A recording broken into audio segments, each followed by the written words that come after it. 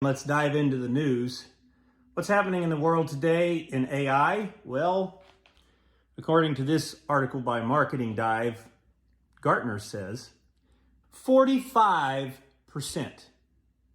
of executives have increased AI investments due to ChatGPT. What does that really mean? The popularity of OpenAI's ChatGPT has spurred executives and leaders to invest more in artificial intelligence.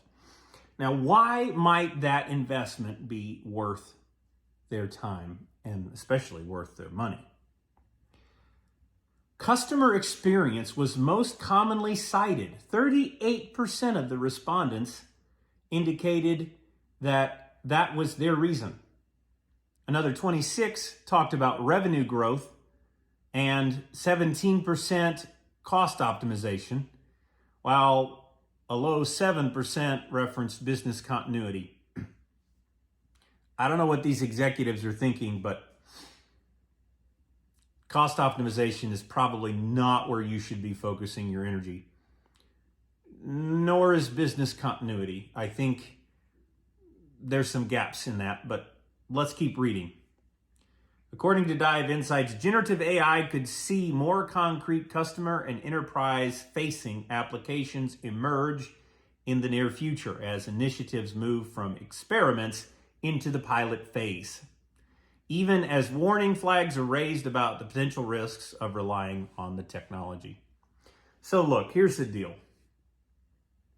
Companies are going to use this tech regardless of all of the naysayers that are warning about the hundreds and thousands of ways that this can go wrong. There is simply too much value to be recognized. Are they going to get the value out of it that they think they will? I don't think anybody knows. We're going to have to go and actually build a product.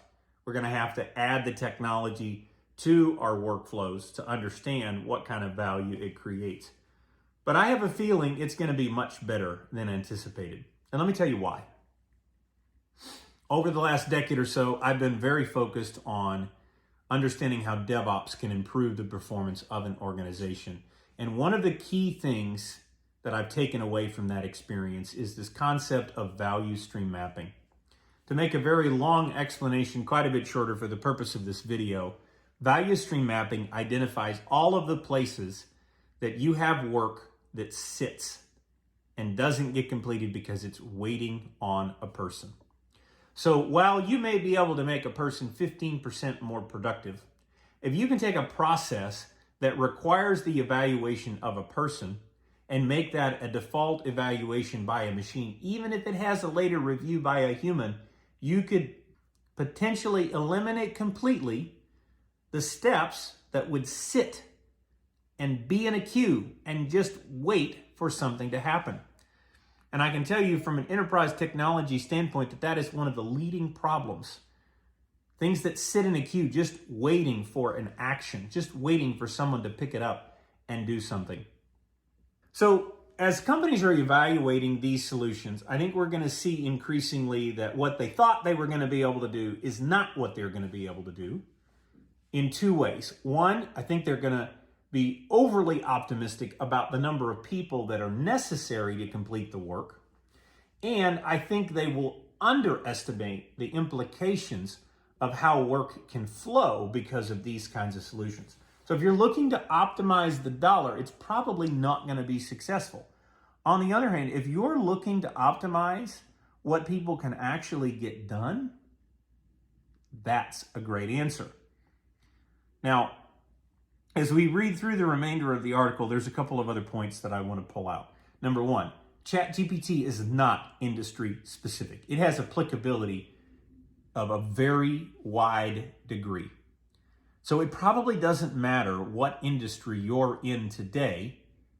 It's likely usable in some part of the processes, whether it's helping you to write correspondence or make a decision or complete research. There are all sorts of places and opportunities that we can apply the technology.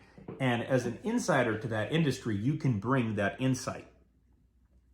Second, marketing is a big part of what they're talking about in the article because it's written by a group that specifically addresses marketing.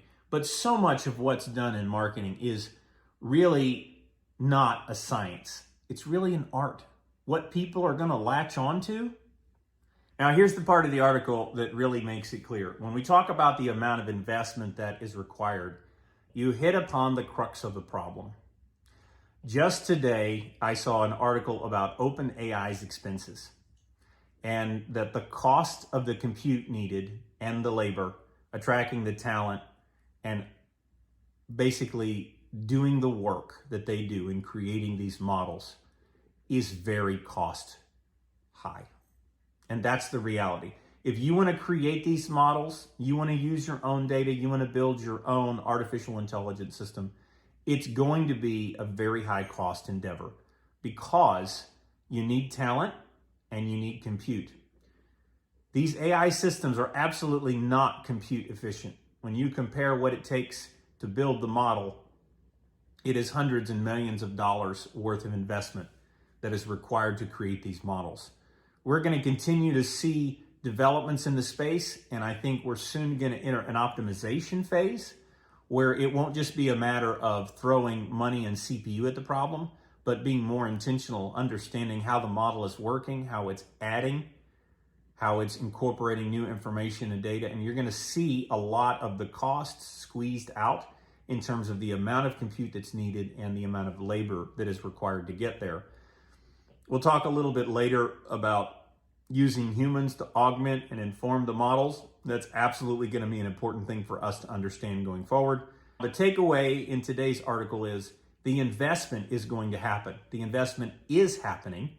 Companies are choosing to spend money on this, regardless of how they see the rest of their business, regardless of how they see the macroeconomic conditions. You're starting to see companies are jumping on this tech, and you can be a part of that too.